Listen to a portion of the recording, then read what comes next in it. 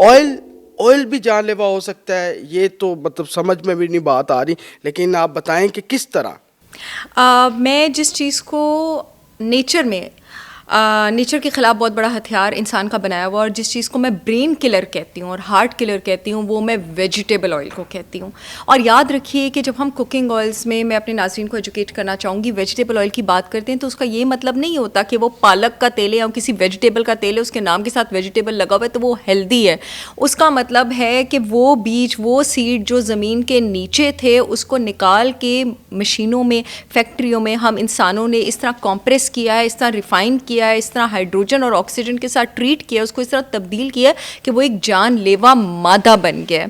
आपके पास, आप कहीं, तो मैं थोड़ा सा इसको एक्सप्लेन कर दूं, आपके पास ये जितने भी सीड ऑयल्स होते हैं, जैसे कॉटन सीड ऑयल होता है, ये जितने भी सीड ऑयल्स होते हैं, जब ये ज़मीन के नीचे होते हैं, इनके अंदर अल्लाह ताला ने एक क्लास ऑफ फैटी एसिड डाला होता है जिसको पूफा कहते हैं, पॉली अनसैचुरेटेड फैटी एसिड। वो अल्लाह ताला ने इसलिए डाला होता है ताकि ये ग्रो कर सके, जर्मिनेट कर सके। सर्दियों से जब गर्मियाँ आती हैं तो अल्लाह ताला ने पूफा, क्योंकि ये पूफा हीट और ऑक्सीजन को बहुत तेज़ी से रिएक्ट करता है और ये फट भी सकता है, तो अल्लाह ताला ने इस सीड को प्रोटेक्ट करने के लिए, बचाने के लिए, उस पूफा के साथ कुछ हिफाजत करने वाले केमिकल्स भी सीड के अंदर डाले होते हैं ताकि ये जब ज़मीन से बाहर निकले, इस पर सूरज की रोशनी पड़े तो इसको नुकसान ना पहुँचे। अब जब हम फैक्ट्रियों में कुकिंग ऑयल इन्हीं सीड से प्रिपेयर करते हैं, जैसे उसको रिफ़ाइन करते हैं, जिन भी प्रोसेस से आपका cotton seed oil, sunflower oil, canola oil, ये सारे प्रिपेयर होते हैं, तो ये एंटीऑक्सीडेंट डिस्ट्रॉय हो जाता है और पीछे बच जाता है सिर्फ पूफा, जो गर्मी को बहुत ज़्यादा रिएक्ट करता था। अब सोचें, जब आप इसको हल्का सा भी कुक करते हैं तो ये कैसा एक्सप्लोड होता होगा, और वही तबाही आपके जिस्म में जाके मचाता है। यानी कि अगर हम कुकिंग ऑयल को डेली बेसिस पे इस्तेमाल करते हैं तो उसके क्या असरात हमारे जिस्म पे होते हैं? आपको डेली बेसिस पे कुक तो करना है किसी मीडियम में, लेकिन वो मीडियम आपके पास वेजिटेबल ऑयल नहीं होना चाहिए। वो मीडियम आपके पास कौन से मीडियम नहीं होने चाहिए? सनफ्लावर नहीं होना चाहिए, कैनोला नहीं होना चाहिए, कॉटन सीड ऑयल नहीं होना चाहिए। ये जितने भी सारे वेजिटेबल ऑयल्स हैं, ये सारे के सारे गलत हैं, ये नहीं होना चाहिए। ये आपको एक टेबल स्पून भी डेली बेसिस पे इस्तेमाल नहीं करना चाहिए। आपको नेचर के बनाए फैट्स इस्तेमाल करने चाहिए, और अगर आप इसको इस्तेमाल करेंगे तो मैं आपको बताऊं कि जब ये आपकी बॉडी में जाएंगे, ये आपके ब्लड की शरियानों को भी ब्लॉक करेंगे। इनमें ये भी एबिलिटी होती है कि आपके सेल में जाके आपके डीएनए, जो आपका जेनेटिक मटेरियल होता है, जेनेटिक मेकअप होता है, उसकी ऑक्सीडेशन कर दे, उसका स्ट्रक्चर चेंज कर दे। ओवरऑल ये आपकी बॉडी में जाके बड़ी ख़तरनाक किस्म के तबाही करने वाले केमिकल्स होते हैं, AGEs, advance glycation end products, जो आपके पास दिल की बीमारियों में भी इन्वॉल्व हैं, कैंसर में भी इन्वॉल्व है, अल्जाइमर्स में भी इन्वॉल्व हैं, आपके पास स्किन की एजिंग में भी इन्वॉल्व है, उस सब में भी कन्वर्ट हो सकते हैं। तो आपको ऑफकोर्स डेली बेसिस पे कुकिंग मीडियम इस्तेमाल करना है। कहने का मकसद है कि आपको ये वाला कुकिंग मीडियम इस्तेमाल नहीं करना। तो फिर कुकिंग ऑयल से बेहतर क्या है जो हम इस्तेमाल कर सकते हैं? देखिए, एक बात याद रखिएगा, ये मैं जब भी कहीं मुझे बुलाया जाता है, मैं हमेशा कहती हूँ, nature does not make bad fats. Allah ताला कोई बुरी चीज़ क्रिएट कर ही नहीं सकता जो उसने खाने के लिए क्रिएट की है, ठीक है? तो आपने अल्लाह ताला के बनाए फैट्स इस्तेमाल करने हैं। अब ये जो हमारे पास वेजिटेबल ऑयल्स होते हैं, असल में ये बुरे इसलिए होते हैं क्योंकि इनमें बहुत ज़्यादा डबल बॉन्ड होते हैं, यानी ऐसी कमज़ोर कड़ी होती है जो हाइड्रोजन और ऑक्सीजन और हीट को अकोमोडेट कर सकती है।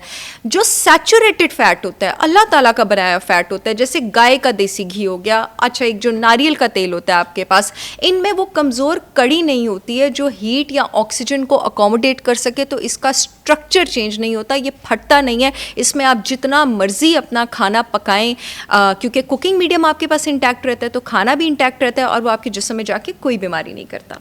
कुकिंग ऑयल के अंदर जो ट्रांस फैट होती है, उसके हवाले से बताएं कि वो कितनी ख़तरनाक है। कुकिंग ऑयल के अंदर जो ट्रांस फैट होती है, वो ट्रांस फैट भी होती है और वो मेगा फैट भी होती है। वो ट्रांस फैट और मेगा फैट इतने हद तक ख़तरनाक है कि हमारी बॉडी में अल्लाह ताला ने एंजाइम ही नहीं दिए हैं कि हम उसको डाइजेस्ट कर सकें। हमारी बॉडी में जो फैट डाइजेशन एंजाइम होते हैं वो लॉक और की तरह एक्ट करते हैं। जब फैट जाता है, ऐसे ताले की तरह एंजाइम उसके साथ जाके लॉक हो जाता है। ट्रांस फैट जब आप लेते हैं तो ट्रांस फैट को लॉक करने का एंजाइम हमारे जिस्म में मौजूद नहीं है। इनफैक्ट जब फैट जज़ब करने वाला जो एंजाइम है ना, उसको ट्रांस फैट से मुलाकात होती है तो वो ऐसे कॉम्प्लेक्स सा स्ट्रक्चर बना लेता है जो टूट भी नहीं सकता, हिल भी नहीं सकता, हजम भी नहीं हो सकता। अब ये स्ट्रक्चर मेरे जिस्म में जगह जगह जाके फंसेगा, ये मेरी सेल्स में भी फंसेगा, ये जाके खून की शरियानों में भी फंसेगा, ये वहाँ पे ब्लॉकेज भी करेगा। जब ब्लॉकेज करेगा तो ब्लड प्रेशर रेज होगा, आपको दिल की बीमारियाँ होंगी। यही अगर आपके दिमाग की वेसल्स में ब्लॉकेज होगी तो आपको स्ट्रोक हो सकता है, हेमरेज हो सकता है। और आपको पता है, आपके पास आज अल्जाइमर्स डिजीज़, जिसमें आपकी याददाश्त चली जाती है, उसकी बहुत बड़ी वजह आपके पास दिमाग में सोजिश और इन्फ्लेमेशन का ज़्यादा होना है, जिसकी वजह से दिमाग के सोचने वाले एरिया का स्ट्रक्चर श्रिंकेज होना शुरू हो जाती है। वो भी इन वेजिटेबल ऑयल्स की वजह से होता है।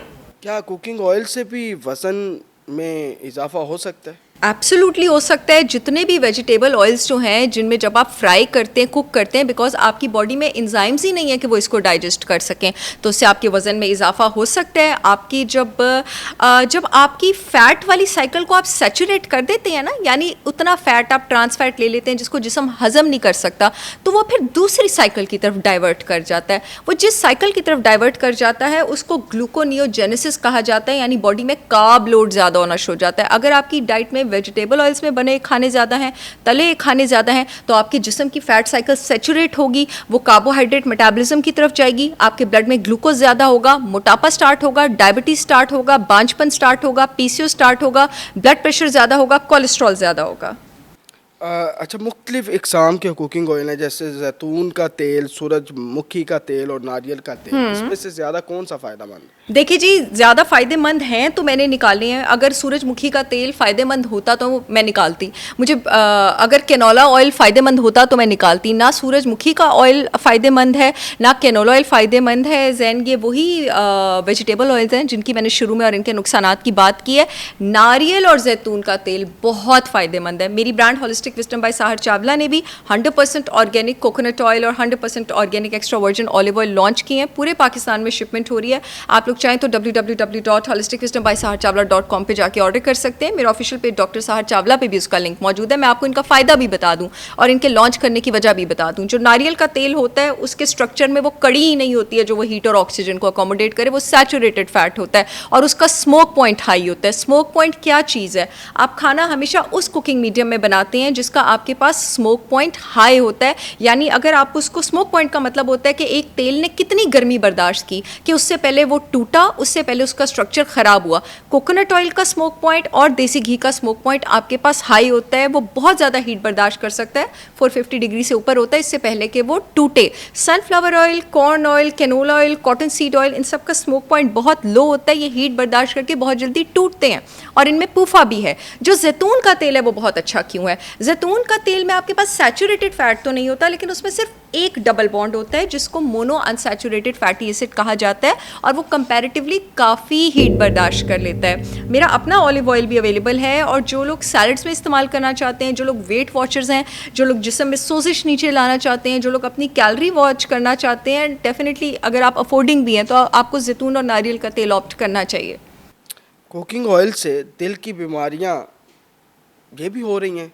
ऑफ कोर्स हो रही हैं। अगर आपके, मैंने भी आपको बताया है कि आपके पास जब ये बॉडी में जाके एडवांस ग्लाइकेशन एंड प्रोडक्ट्स बनाता है और खून की शरेयानें जो है उसको ब्लॉक करता है, तो जब खून की शरेयानें ब्लॉक होती हैं तो पंपिंग ऑर्गन आपकी बॉडी का कौन है? आपकी कौन सी बॉडी का न्यूक्लियस है जो पूरे जिस्म में खून पंप करता है? आपका हार्ट पंप करता है। तो अगर आपके ब्लड की वेसल्स ब्लॉक होंगी तो ऑफ कोर्स आपको दिल की बीमारियां होंगी।